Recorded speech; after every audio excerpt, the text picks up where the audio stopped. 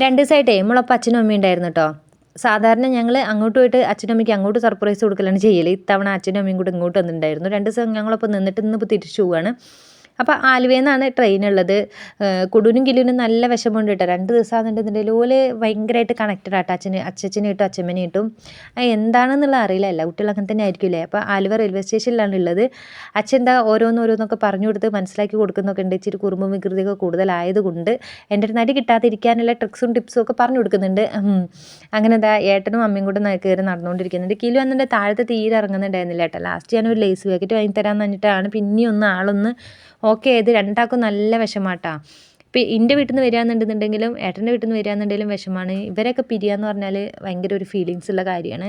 നമ്മളിങ്ങനെ ദൂരത്ത് മാറി നിൽക്കുന്ന കുട്ടികളുള്ള അമ്മമാർക്ക് അത് മനസ്സിലാവുമായിരിക്കും, കുട്ടികൾക്കും അത് കണക്റ്റ് ആവുമായിരിക്കും. അങ്ങനെ എന്താ അച്ഛൻ്റെ അച്ഛമ്മേൻ്റെ ട്രെയിൻ വന്നിട്ടുണ്ട്.